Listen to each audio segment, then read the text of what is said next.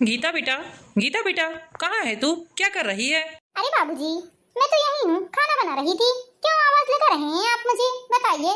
गीता बेटा, एक बहुत बड़ी खुशी की बात है। तेरे लिए एक बहुत बड़े घर से रिश्ता आया है। एक लौता बेटा है, एक ही लड़का है बेटा। उसकी बहन भी नहीं है और माँ का देहांत कुछ सालों पहले ही हो गया है। पिताजी अकेले हैं लड़के के। दोनों बाप बेटा रहते हैं। मकान भी एक नंबर है और सबसे बड़ी बात, लड़का गवर्नमेंट जॉब में है। देखिए बाबूजी, सबसे बड़ी बात, मैं शादी होकर यदि यहाँ से चली गई तो आपकी देखभाल कौन करेगा? इसलिए मुझे शादी नहीं करनी है। आपकी देखभाल करने वाला भी तो कोई होना चाहिए। माँ के देहांत के बाद हम दोनों अकेले इस घर में रहते हैं। अब आपके और मेरे अलावा इस घर में है ही कौन? मेरे अलावा आपकी देखभाल और कौन कर सकता है? आप बताइए। अरे बेटा, तू मेरी जरा भी चिंता मत कर। मैं अकेला ही रह लूंगा और यदि जीवन ना कटा मेरा ऐसे तो तेरी बुआ के घर में चला जाऊंगा। तेरी बुआ तो मुझे आज भी बुलाती है, तुझे पता है ना। वो सब ठीक है पापा, लेकिन देखिए, बुआ का भी अपना परिवार है, बुआ की भी अपनी घर गृहस्थी है। आप कितने दिनों तक रुकेंगे उनके यहाँ जाकर? नहीं नहीं बाबूजी, मैं शादी नहीं करूंगी। आप मुझे बार बार शादी के लिए मत बोलिएगा। देख गीता बेटा, तेरी माँ के जाने के बाद तेरी जिम्मेदारी मेरे कंधों में आ गई है। तेरी माँ थी तो मुझे इतना ज्यादा परेशानी नहीं होती थी, लेकिन तू नहीं जानती है, हर पल तेरी चिंता बनी रहती है। जवान लड़की को अकेले घर में छोड़कर जाता हूँ मैं काम पर, तो मैं जानता हूँ मेरे दिल पर क्या बीतती है। सारे दिन बस तेरी ही चिंता लगी रहती है। बेटा बहुत अच्छा लड़का है, होनहार है, समझदार है लड़का, संस्कारी है। तू उससे शादी कर ले बेटा, तेरा घर बस जाएगा, तो सुखी जीवन बिताएगी। बेटा हर माँ बाप की यही तमन्ना रहती है कि उनके बच्चे अच्छी जगह में बर ब्याह जाएं और अपने अपने जीवन में आगे बढ़ें। क्या तू मेरा ये सपना पूरा नहीं करेगी बेटा? बता, क्या तू मुझे ऐसे ही जीवन भर कुड़ता हुआ देखना चाहती है? अरे बाबूजी, आप रो क्यों रहे हैं? इस तरह मत रोइए। मैं आपकी आंखों में आंसू नहीं देख सकती, आपको पता है ना। ठीक है बाबूजी, आप बोल रहे हैं तो मैं शादी के लिए तैयार हूँ। लेकिन बाबूजी, एक बात ये बताइए, हम गरीब घर की बेटी से इतने लखपति घर का लड़का शादी क्यों करेगा भला? बेटा बगल वाले काका जी ने रिश्ता लेकर आए हैं, इसलिए बेटा किसी भी प्रकार की देरी मत कर। तू तो हाँ बोल दे, कल ही हम तेरा रिश्ता पक्का करवा देते हैं उस घर में। ठीक है बाबूजी, आपकी जैसी मर्जी। आप यदि खुश हैं इस रिश्ते से तो मैं भी खुश हूँ। आपकी खुशी में ही मेरी भी खुशी है। अगले ही दिन गीता के पिताजी लड़के को अपने घर बुलवा लेते हैं और रिश्ता पक्का कर देते हैं। 1 महीने के अंदर ही गीता के पिताजी ने गीता और सुधांशु की शादी करवा दी। अब गीता शादी होकर अपने घर जा चुकी थी। गीता अब ये है तुम्हारा नया घर, देख लो अपने ससुराल को। इस घर को तुम्हें ही संभालना है, तुम्हें ही सारी जिम्मेदारी उठानी पड़ेगी अब इस घर की। हाँ हाँ सुधांशु जी, आप जरा भी फिक्र मत करिए। मैं अपने घर को बहुत ही प्यार से संजोऊंगी, बहुत ही अच्छे से रखूंगी अपने घर को। आप जरा भी टेंशन मत लीजिए। सुधांशु जी, आप मुंह हाथ धुलकर कपड़े बदल लीजिए, तब तक मैं भी मुंह हाथ धुलकर कपड़े बदल लेती हूँ। और आप मुझे रसोई में आकर सारी चीजें समझा दीजिएगा। मैं सारी चीजें समझ लूंगी अच्छे से, उसके बाद मैं अपनी रसोई संभाल लूंगी। हाँ हाँ गीता, ठीक है, मैं आता हूँ, चलो तुम। सुधांशु जी, मैं देख रही हूँ, सुबह से आई हूँ इस घर में, लेकिन पापा जी हैं कि अपने कमरे से बाहर ही नहीं निकल रहे हैं। ऐसा क्या करते हैं पापा जी अपने कमरे में जो कमरे से बाहर नहीं निकल रहे हैं? देखो गीता, पापा क्या करते हैं और क्या नहीं करते हैं तुम्हें इस बारे में सोचने की जरूरत नहीं है। तुम्हारा बस यही काम है कि उन्हें चाय ले जाकर और खाना ले जाकर दे देना। उसके बाद तुम्हें ज्यादा उनके कमरे में जाने की जरूरत नहीं है। ऐसा क्या बोल रहे हैं सुधांशु जी आप? अरे गीता, तुम्हें जितना बताया मैंने बस उतना करो तुम, ज्यादा दिमाग लगाने की जरूरत नहीं है तुम्हें। बस तुम अपना फर्ज निभाना, चाय पानी और खाना पीना ले जाकर दे देना उन्हें। यदि वो तुमसे अलग से कोई चीज मांगे खाने के तो हाँ बना कर दे देना। बाकी ज्यादा उनके आगे पीछे होकर उनकी जी हजूरी बजाने की जरूरत नहीं है। सुधांशु जी, आप ऐसा क्यों बोल रहे हैं पापा जी के बारे में? आखिर पापा जी कैसे हैं जो पापा जी के लिए आप ऐसा बोल रहे हैं? और मैं क्यों नहीं जा सकती पापा जी के कमरे में? बताइए आप मुझे। मैंने तुम्हें जितना बोला है बस उतना काम करना गीता, ज्यादा दिमाग लगाने की जरूरत नहीं है तुम्हें। बस मैं तुम्हें यही समझा रहा हूँ कि बाबूजी के आगे हो होकर ज्यादा काम करने की जरूरत नहीं है तुम्हें। ठीक है, यदि आप ऐसा बोल रहे हैं तो ठीक है, कोई बात नहीं। अब गीता को क्या बताऊं कि बाबूजी किस तरह के हैं। धीरे धीरे करके गीता को खुद ही समझ में आ जाएगा। जब वो बाबूजी को इस तरह देखेगी तो उसे खुद पता चल जाएगा कि बाबूजी किस तरह के इंसान हैं। यदि मैं अपने मुंह से बताऊंगा गीता को कि बाबूजी एक नंबर के शराबी हैं और दिन में ही शराब पीना शुरू कर देते हैं और शराब के नशे में उन्हें ये भी नहीं पता रहता कि वो क्या कर रहे हैं और क्या नहीं। बस भगवान मैं ये चाहता हूँ कि बाबूजी किसी भी तरह सुधर जाएं और मेरी गीता को किसी प्रकार का कष्ट न पहुंचाएं। जितनी तकलीफ और जितना कष्ट मुसीबत मेरी माँ ने बाबूजी के कारण झेला है, उतने कष्ट और मुसीबत मैं अपनी गीता को नहीं झेलने दूंगा। मैं इस घर से ही उसे लेकर चली जाऊंगा जिस दिन ऐसी बात आएगी तो। सुधांशु को ये बात तो पता थी कि उसके पिताजी की हकीकत आज नहीं तो कल गीता के सामने आ ही जाएगी, क्योंकि उसके पिताजी इतने बड़े शराबी थे कि दिन रात बस शराब के नशे में ही डूबे रहते थे। शराब के नशे में उन्हें ये भी पता नहीं रहता था कि वो किसके बारे में क्या बोल रहे हैं, उनके सामने कौन खड़ा है। इतने अंधे हो जाते थे वो शराब की लत के कारण। शादी के 2 दिन तो हो चुके थे, सुधांशु को अब ऑफिस जाना था, लेकिन ऑफिस जाने से पहले वो गीता, मुझे तुम्हें छोड़कर ऑफिस जाने का बिल्कुल भी मन नहीं है, लेकिन क्या करूं, मेरी छुट्टियां पूरी हो चुकी हैं, इसलिए मुझे वापस ऑफिस जाना ही पड़ेगा। अरे कोई बात नहीं, आप जाइए सुधांशु जी, मैं रह लूंगी घर में। हाँ हाँ गीता, मुझे तो पता है कि तुम रह लोगी, लेकिन यदि तुम्हें किसी भी प्रकार से मेरी कोई भी जरूरत पड़े तो मुझे तुरंत एक फोन घुमा देना, मैं ऑफिस से तुरंत चला आऊंगा। अरे सुधांशु जी, आप मेरी जरा भी चिंता मत करिए, आप निश्चिंत होकर ऑफिस जाइए, मैंने सामने ही आपका टिफिन रख दिया है। थैंक यू गीता, ठीक है मैं चलता हूँ। 2 दिन हो गए हैं मुझे इस घर में आए हुए, और 2 दिनों से तो मुझे नहीं लग रहा है कि बाबूजी किसी प्रकार से मुझे परेशान कर सकते हैं। मुझे तो यही लग रहा है कि इन्हें कोई गलतफहमी हुई है। फिर भी जाकर देखती हूँ बाबूजी के कमरों में। बाबूजी तो अपने कमरे में नहीं हैं, कहाँ गए होंगे बाबूजी? हे भगवान, ये क्या? बाबूजी शराब पी रहे हैं, इसलिए ये मुझे मना कर रहे थे उनके कमरे में जाने के लिए। क्या इस तरह मेरा रास्ता रोक के खड़ी हो बहू? क्या देख रही हो मुझे? चलो हटो मेरे सामने से, मुझे अपने कमरे में जाने दो। बाबूजी, आप शराब क्यों पी रहे हैं? इस उम्र में आपको शराब नहीं पीना चाहिए, आपकी सेहत के लिए बहुत हानिकारक है बाबूजी। ए कल की आई छोकरी, तू मुझे सिखाएगी कि मुझे क्या करना चाहिए और क्या नहीं। एक बात याद रखना, ये घर मेरा है, मैं तुम्हारे हिसाब से नहीं रहूंगा, तुम लोगों को मेरे हिसाब से रहना पड़ेगा। ये घर मेरा है, मैंने खरीदा है ये घर, मेरे आगे किसी की नहीं चलती है, समझ में आई तुझे? ना मैंने अपनी औरत की सुनी कभी, ना अपने बच्चों की सुनी, ना तो कभी अपने माँ बाप की सुनी, तो तेरी क्या सुनूंगा? चल हट वहाँ, रास्ते से हट, मुझे रास्ता दे जाने के लिए। ये कल की आई लड़की मुझे सिखाएगी कि मुझे क्या करना चाहिए और क्या नहीं, इसके हिसाब से चलूंगा मैं। आई बड़ी मुझे ज्ञान देने वाली। हे भगवान, ये कहाँ आकर फंस गई मैं। इसीलिए शायद इनको कोई लड़की नहीं दे रहा था, इसलिए इन्होंने मुझ जैसी गरीब लड़की को अपने घर की बहू बनाना सोचा। ऐसे घर में जानबूझकर तो कोई भी माँ बाप अपने घर की बेटी नहीं देना चाहेंगे। मेरे पापा को पता नहीं रहा होगा, इसलिए तो बेचारों ने ऐसे घर में मुझे दे दिया। इतना पैसा, इतनी धन दौलत, इतना बड़ा मकान होने के बाद भी यदि घर में कोई ऐसा व्यक्ति रहता है तो बस चैन की 2 रोटी भी नहीं खाई जाती है, दिन भर कलह होती है शराबी लोगों के घर में। यदि मेरे बाबूजी को पता चलेगी कि मेरे ससुर शराबी हैं तो वो मुझे यहाँ से ले चलेंगे, मुझे यहाँ नहीं छोड़ेंगे वो 1 मिनट के लिए भी। मेरे बाबूजी भले ही गरीब हैं, भले ही रोज कमाते खाते हैं, लेकिन मेरे बाबूजी बहुत ही अच्छे इंसान हैं, बहुत ही सहज और सरल इंसान हैं। इस तरह शराब, जुआ, गुटखा, बीड़ी, तम्बाकू को तो मेरे बाबूजी हाथ भी नहीं लगाते हैं, और मुझे तो कितना प्यार करते हैं। मुझसे कभी मेरे बाबूजी ने ऊंची आवाज में बात तक नहीं की है, सिवा बेटा की तो बात नहीं करते हैं मेरे बाबूजी। और यहाँ जिस घर में मुझे जीवन भर रहना है, इस घर में ऐसे ससुर है कि अब मैं बस एक ही सोच में पड़ गई हूँ कि मैं क्या करूँगी, कैसे रहूँगी इस घर में, कैसे अपना जीवन बिताऊंगी। अब ये तो दिन भर ऑफिस चले जाते हैं, लेकिन मैं कैसे अकेले रहूंगी इस घर में। ऐसे शराबी इंसान के साथ रहना मेरे लिए बहुत मुश्किल होगा। अभी ये शुरुआत है, आगे चलकर बहुत बड़ी बड़ी चुनौतियां मेरे सामने खड़ी होंगी। कैसे दिन देखने पड़ेंगे मुझे तो भगवान ही जाने। इन्होंने मुझे खुलकर नहीं बताया, लेकिन बाबूजी की इन्हीं हरकतों के कारण ये मुझे उनके कमरे में जाने से मना कर रहे थे, क्योंकि शराबी इंसान को कुछ नहीं दिखता है कि उनके सामने कौन खड़ा है कौन नहीं, वो अपनी मान मर्यादा सब कुछ भूल जाते हैं। गीता को ये सब देखकर बहुत ही दुख पहुंचता है, उसे इतना बड़ा झटका लगता है अपने ससुर को इस हालत में देखकर, क्योंकि उसके ससुर दिन में भी शराब पी लेते थे, और थोड़ी मोड़ी नहीं बहुत ज्यादा शराब पीते थे। ये सब देखकर उसे दिन भर अच्छा नहीं लगा, दिन भर बहुत रोई वो। गीता ये सब देखकर बहुत डर जाती है, और वो खाना पीना बनाकर अपने कमरे में दरवाजा लॉक करके अंदर बैठी रहती है और रोती रहती है। इतने में उसके पति घर आ जाते हैं। आपने हमारे साथ धोखे से शादी की है, हमसे धोखा किया है आपने। मेरे बाबूजी को यदि पता रहता कि आपके पिताजी इस तरह सुबह से लेकर रात तक शराब पीते हैं, तो वो कभी भी मेरा ब्याह ऐसे घर में नहीं करते। मेरे बाबूजी को यदि पता रहता ना, तो एक मजदूरी करने वाले लड़के से मेरा ब्याह करा देते, लेकिन ऐसे घर में बिल्कुल भी ब्याह ना कराते मेरा। सोचो, यदि आज मेरे पिताजी को ये सब पता चलेगा तो उनके दिल पर क्या बीतेगी।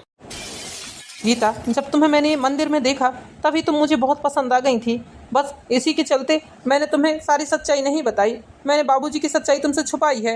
मुझे ऐसा लग रहा था कि तुम कहीं बाबूजी की असलियत जान लोगी तो तुम मुझसे शादी नहीं करोगी, और मैं तुम्हें बहुत पसंद करने लगा था गीता, बस इसी कारण मैंने नहीं बताया।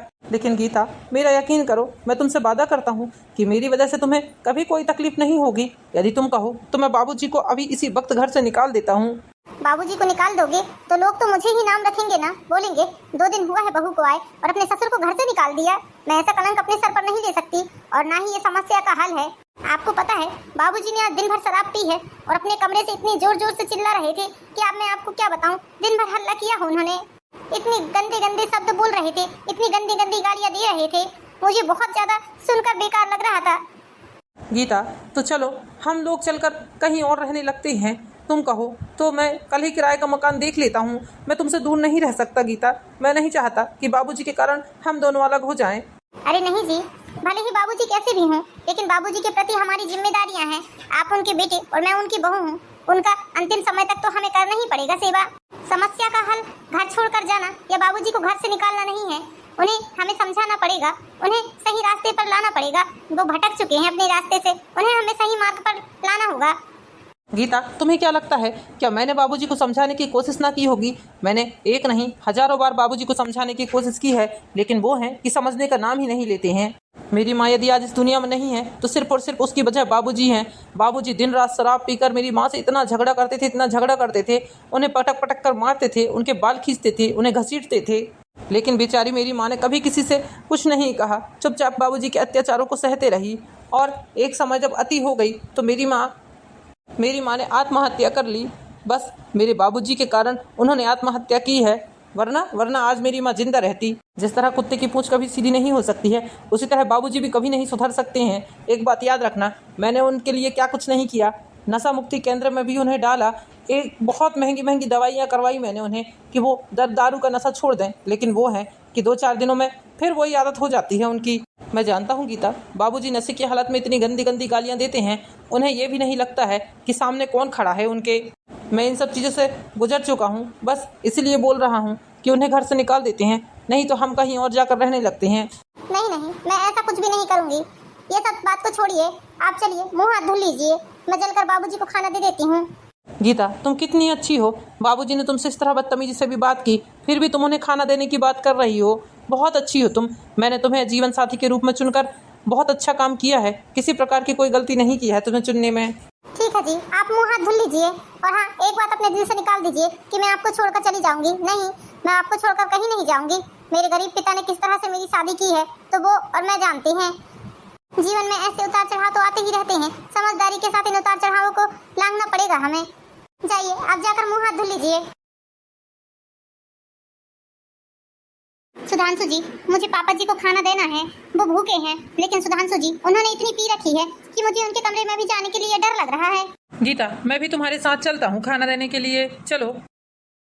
पिताजी, ये लो खाना खा लो, उठो। पिताजी, आप मेरी बात सुन रहे हैं या नहीं? उठिए, खाना खा लीजिए। खाने को नीचे रख दे, मुझे भूख नहीं लगी है, जब लगेगा तब मैं खा लूँगा खाना। पापा जी, सुबह होते ही आप शराब पीने लगते हैं और रात होते तक शराब पीते हैं। कभी कभी तो आपके पेट में अन्न का एक भी दाना नहीं रहता है। प्लीज आप दारू छोड़ दीजिए। शराब आपकी हेल्थ के लिए बहुत नुकसानदायक है पापा जी, प्लीज शराब मत पीजिए। ऐसा करने से आप और भी ज्यादा कमजोर हो रहे हैं। देखिए जरा अपनी हालत, कैसे दिख रहे हैं आप। प्लीज खाना खा लीजिए। देखिए, मैंने आपके लिए खाना लेकर आया है। तू होती कौन है मुझे ज्ञान देने वाली? तू कल की आई लड़की मुझे ज्ञान देगी? चल निकल यहाँ से, ले जा अपना ये खाना पीना उठाकर। पापा जी, देखिए आप मेरे पिता के समान हैं और मैं अपने पापा को इस तरह नहीं देख सकती। मेरे पापा भी रहते तो मैं उन्हें भी इसी प्रकार समझाती। कम से कम अपनी बेटी समझकर ही मेरी बात मान लीजिए। प्लीज शराब पीना छोड़ दीजिए आप। गीता, रहने दो, पत्थर के आगे सर पटकने से कोई मतलब नहीं है। ये इंसान समझने वालों में से नहीं है, ये इंसान किसी की नहीं सुनता है, ये इंसान बिल्कुल भी दया के लायक नहीं है। चलो भूखा मरने दो इसे। गीता, तुम्हें पता नहीं है इस इंसान को सुधारने के लिए मेरी माँ ने क्या कुछ नहीं किया है। बेचारी इसके लिए अपने दिन और रात लगा दी उसने, लेकिन ये इंसान कुत्ते की वो पूंछ है जो 12 साल में भी सीधी नहीं होती है। अरे तू अपने बाप के लिए इस तरह की बात कर रहा है? कैसा बेटा है तू? तुझे जरा भी शर्म नहीं है? ठहर जा, अपने बाप से इस तरह बात करने का अंजाम तुझे बताता हूँ मैं। तू भूल गया है कि तू मेरी औलाद है। इस तरह बॉटल फोड़कर आप क्या साबित करना चाह रहे हैं? क्या आप मुझे मारेंगे? बताइए। हाँ, आज तुझे मैं जान से ही मार दूंगा और इस कल की आई लड़की को भी इस घर से निकाल फेंकूंगा। ये घर सिर्फ मेरा है, मेरे बाप दादाओं की जमीन जायदाद है ये। पापा जी, इन्हें लग जाएगा, खून निकल जाएगा। छोड़िए इन्हें, छोड़िए पापा जी, ये आपके बेटे हैं। हे भगवान, कितना सारा खून निकल गया। कोई बचाइए, कोई बचाओ, मेरे पति को कोई बचा लो। अरे कोई सुन रहा है क्या? प्लीज मेरी मदद करिए, मेरे पति को बचा लीजिए, नहीं तो ये आदमी मेरे पति को जान से मार देंगे। मेरे कमरे से लेकर अपने पति को निकल जा, वरना तेरा भी यही हाल करूंगा।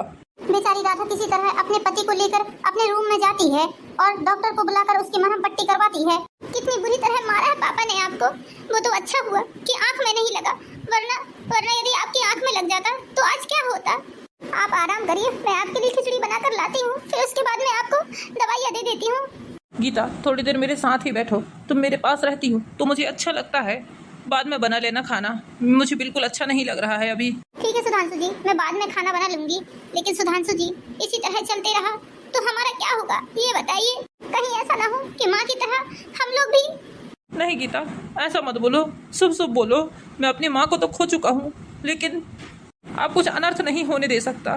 भगवान ने तुम्हें मेरे जीवन में पहुंचाकर वैसे ही बहुत मुश्किल से सुख और शांति दी है। मैं नहीं चाहता कि मेरे जीवन की शांति भंग हो। सुधांशु जी, ये शांति नहीं है, ये कलेश है, कलह है, जो रोज घर को खाई जा रही है दीमक की तरह। सुधांशु जी, इंसान के पास करोड़ों रुपए भी है तो क्या हो गया, लेकिन यदि उसके जीवन में सुकून नहीं है तो कोई मतलब का नहीं है वो पैसा। बेचारी माँ ने पापा के अत्याचार सह सह कर अपना सारा जीवन निकाल दिया, और जब पानी सर से ऊपर गया तो उन्होंने आत्महत्या ही कर ली। लेकिन सुधांशु जी, अभी तो हमारा जीवन शुरू ही हुआ है। हमारा जीवन ऐसे ही चलते रहा तो हमारे बच्चों का क्या होगा, आने वाले समय में हमारा क्या होगा, हमारे बच्चों का क्या होगा। मैं ऐसे नहीं जी सकती सुधांशु जी, ऐसे नहीं जी सकती। सोचिए, यदि मेरे पापा को ये सब पता चलेगा तो उनके दिल पर क्या बीतेगी। मेरे पापा मुझे बहुत प्यार करते हैं, भले ही हम लोग गरीबी में रहे हैं। मेरे पापा रोज कमाते रोज खाते थे, लेकिन कभी इस तरह की लड़ाई झगड़े विवाद कलेश नहीं हुआ हमारे घर में। गीता, तुम ही बताओ मैं क्या करूं, मुझे तो कुछ भी समझ में नहीं आ रहा है। गीता, मैं तुमसे बोल तो रहा हूँ, ये घर छोड़कर चलते हैं हम, हमारे दूसरे वाले मकान में रहेंगे चलकर। हमेशा पापा एक ही बात का दबाव बनाते हैं कि ये घर मेरा है, मेरे बाप दादाओं का है। सुधांशु जी, पहले तो मैं मना करती थी, लेकिन इस तरह की हरकत देखने के बाद अब मैं पापा के साथ नहीं रह सकती हूँ। आप जब बोलोगे तब हम इस घर से जाने के लिए तैयार हैं। ठीक है, मुझे थोड़ा आराम लगने दो, उसके बाद हम दोनों ही इस घर से चले जाएंगे। सुधांशु के घाव को ठीक होने में पूरे 15 दिन लग जाते हैं। 15 दिनों के बाद सुधांशु इस घर से दूसरे घर में शिफ्ट होने के लिए सोचता है। सुधांशु जी, ये लीजिए आपका टिफिन। गीता, हम 2 दिनों के बाद इस घर से शिफ्ट कर रहे हैं अपने नए वाले घर में। सुधांशु जी, इस घर को छोड़ने का मेरा बिल्कुल भी मन नहीं था, लेकिन जो उस दिन पापा जी ने हरकत की है उसके बाद मुझे यहाँ रहने में बहुत डर लग रहा है। गीता, मेरे लिए कोई नई बात नहीं है, ये तो मेरे साथ हमेशा से होते आ रहा है, लेकिन अब मुझे तुम्हारी चिंता है, इसलिए मैं भी इस घर को छोड़ना चाहता हूँ। सुधांशु जी, आपसे एक बात करनी थी। हाँ बोलो ना गीता, क्या बात है। सुधांशु जी, आप पापा बनने वाले हैं, मैं गर्भवती हूँ। ये तो तुमने बहुत बड़ी खुशी की बात सुनाई है गीता, बहुत बड़ी खुशखबरी है मेरे लिए। गीता, आज तो सारे ऑफिस में मिठाई बटेगी आज मेरी तरफ से, मैं बहुत खुश हूँ, मैं पापा बनने वाला हूँ। हाँ सुधांशु जी, ठीक है। ठीक है गीता, अपना ध्यान रखना, मैं ऑफिस चलता हूँ। और हाँ, पापा के पास बिल्कुल भी मत जाना, उन्हें भूख लगेगी तो वो खुद ही आकर तुमसे बोलेंगे, बाहर की बाहर उनके लिए खाना रख देना तुम। ठीक है सुधांशु जी। कितनी खुश हो गए सुधांशु जी पापा बनने की बात सुनकर। मैं भी मंदिर जाकर भगवान को प्रसाद चढ़ा कर आती हूँ आज। अरे कहाँ है घर के सभी लोग, है घर पे या नहीं है? बहू, मैं गोश्त लेकर आया हूँ, मेरे लिए गोश्त की सब्जी बना दो। क्या? छी, पापा जी क्या बोल रहे हैं आप? गोश्त? मैं पूरी तरह से शाकाहारी हूँ, मैंने कभी अंडों को तक हाथ नहीं लगाया है, न ही मेरे माता पिता के घर में मैंने कभी छुआ है, न ही खाया है। अरे तुम नहीं खाती तो मत खाओ, मेरे लिए बनाओ तुम। नहीं पापा जी, हरगिज़ नहीं, ना ही मैं उसे हाथ लगाऊंगी और ना ही बनाऊंगी, और न ही रसोई के अंदर इस मटन को ले जाने दूंगी। आप इसे ले जाइए, जहाँ से लेकर आए हैं वहीं फेंक कर आ जाइए इसे। अच्छा, तेरी इतनी हिम्मत, 2 कौड़ी की लड़की, तेरी औकात ही क्या है हमारे सामने, तू हमसे ऐसे बात करेगी? पापा जी, मुझसे दूर रहिए आप, मैं मंदिर जा रही हूँ, आपको दिख नहीं रहा है, मैंने पूजा की थाली अपने हाथ में रखी हुई है। अरे भाड़ में गई तेरी पूजा पाठ, पहले तेरा फर्ज ससुराल के प्रति है, अपने ससुर के प्रति है। मैं जो बोल रहा हूँ तुझे वैसा करना पड़ेगा, वरना तुझे भी लगता है ढंग से सबक सिखाना पड़ेगा। पापा जी, मुझसे फालतू की बात मत करिए आप, मैं मंदिर जा रही हूँ, मेरे सामने से हटिए, मुझे रास्ता दीजिए। इसका मतलब तू मेरे लिए गोश्त नहीं बनाएगी? नहीं पापा जी, बिल्कुल नहीं, बनाना तो दूर की बात है, मैं हाथ तक नहीं लगाऊंगी। आप हटिए, मुझे रास्ता दीजिए, वरना मैं इन्हें फोन करके अभी बुलाती हूँ। ठीक है, तेरी जिद है ना तो मेरी भी जिद है, आज तू ही मेरे लिए गोश्त बनाएगी। पापा जी, ये क्या कर रहे हैं आप? बाल छोड़िए मेरे, ये क्या हरकत है आपकी? आज तुझे मैं जान से मार दूंगा, आज तू रहेगी इस घर में या मैं रहूंगा? अब बता, तू मेरे लिए मटन बनाएगी या नहीं बनाएगी, बता। नहीं, मैं नहीं बनाऊंगी, हरगिज़ नहीं बनाऊंगी, हाथ भी नहीं लगाऊंगी। आपने मुझे धक्का दिया, मेरे बाल खींचे, मुझे मारने की कोशिश कर रहे हैं आप। कौन सा ससुर भला अपनी बहू के साथ ऐसा करता है जैसा आपने मेरे साथ किया है? ठीक है, मैं जानता हूँ तो जैसे लोगों को कैसे समझाया जाता है। हे भगवान, अब ये जल्लाद इंसान क्या करने वाला है? मुझे यहाँ से जल्दी से जल्द भागना चाहिए। हे भगवान, ये मेरे पेट में दर्द क्यों होने लगा? मेरा बच्चा तो ठीक है ना? भगवान, मेरे बच्चे की रक्षा करना। मुझसे उठा भी नहीं जा रहा है। हे भगवान, मेरी रक्षा करिए, मेरे बच्चे की रक्षा करिए भगवान। ठहर जा, कहाँ भाग रही है? ये सब क्या है पापा जी? ये केरोसिन की बोतल और माचिस क्यों लेकर आए हैं आप? पापा जी मुझे जाने दीजिए, मैं मां बनने वाली हूँ। पापा जी मुझे जाने दीजिए, कोई बचाओ मुझे, कोई बचाओ मुझे, कोई बचाओ, ये इंसान मुझे जलाकर मार देगा। यहाँ तुझे बचाने वाला कोई नहीं है, तेरा पति भी ऑफिस जा चुका है, अब तुझे मुझसे कोई नहीं बचा सकता। नहीं पापा जी मत करिए ऐसा, मैं आपके सामने हाथ जोड़ रही हूँ, पैर पड़ रही हूँ, मत करिए मेरे साथ ऐसा, मैं माँ बनने वाली हूँ। ये तो और भी अच्छी बात है, तेरे साथ साथ तेरे होने वाले बच्चे का भी काम खत्म कर देता हूँ मैं आज। रुक जाओ पापा, ये क्या कर रहे हो तुम? तुम्हारा दिमाग ठिकाने में तो है? नहीं, आज इस बदतमीज औरत को मुझसे कोई नहीं बचा सकता। आज ये केरोसिन डालकर इसका खेल ही खत्म कर देता हूँ मैं। इतनी भी जल्दी क्या है काका जी, पहले थोड़ा हमसे भी तो मुलाकात कर लीजिए आप। अरे इंस्पेक्टर साहब, मैं तो बहू से मजाक कर रहा था, बहू तो सच में डर गई। बस करो, और कितना गिरोगे? अरे शर्म करो, अपनी बहू को जान से मारने की कोशिश कर रहे हो तुम। मेरी माँ को तो तुमने मार डाला, क्या मेरी पत्नी की भी जान लोगे तुम? इंस्पेक्टर साहब, ये खूनी कातिल और बहुत ही ज्यादा घटिया इंसान है, इसे ले जाइए आप। वो तो अच्छा हुआ कि पड़ोस वाली चाची ने गीता की आवाज़ सुन ली थी, गीता चिल्ला रही थी जोर जोर से, उसे लगा कि जरूर घर में कोई गड़बड़ है, तो उन्होंने तुरंत मुझे फोन लगा दिया, वरना तो आज तुम मेरी पत्नी को मार ही डालते। हे भगवान, कैसा बाप है ये, बाप के नाम पर कलंक है कलंक। ले जाइए इंस्पेक्टर साहब इस आदमी को, और इतनी कड़ी से कड़ी सजा सुनाइए कि दोबारा कोई भी इंसान अपनी बहू के साथ या अपनी पत्नी के साथ, अपने बेटे के साथ ऐसा करने से लिए 100 बार सोचे। हाँ सुधांशु, इस जैसे इंसान के साथ ऐसा ही करना चाहिए। नशे की हालत में अपने रिश्ते तक भूल गया है ये इंसान, अब उम्र भर सड़ेगा जेल की सलाखों के पीछे। नहीं, मुझे माफ कर दीजिए इंस्पेक्टर साहब, आज के बाद मैं कभी शराब को हाथ भी नहीं लगाऊंगा, ना ही कभी अपनी बहू से, ना ही अपने बेटे से बदतमीजी से बात करूंगा। मुझे माफ कर दीजिए इंस्पेक्टर साहब। ले जाइए इंस्पेक्टर साहब इस इंसान को, ये इंसान इस घर में रहने लायक नहीं है, ये इंसान जान के लिए खतरा है हम लोगों के। अब चलिए। गीता, तुम ठीक तो हो ना? उठो गीता। सुधांशु जी प्लीज डॉक्टर को घर बुलाइए, मेरे पेट में बहुत ज्यादा दर्द हो रहा है। हाँ गीता, मैं भी डॉक्टर साहब को फोन करता हूँ। सुधांशु तुरंत डॉक्टर साहब को घर बुलाता है। डॉक्टर बताता है माँ और बच्चा एकदम स्वस्थ है, थोड़ा धक्का लगने से पेट की नस में खिंचाव आ गया था, इसलिए उन्हें पेट में दर्द होने लगा था। सुधांशु के पिता के जेल में जाने के बाद दोनों अपना जीवन सुखी सुखी व्यतीत करते हैं। तो दोस्तों वीडियो पसंद आई हो तो वीडियो को लाइक कीजिए, हमारे चैनल पर ब्लॉग को सब्सक्राइब कीजिए। मिलती है नेक्स्ट वीडियो में दोस्तों, जब तक के लिए बाय बाय।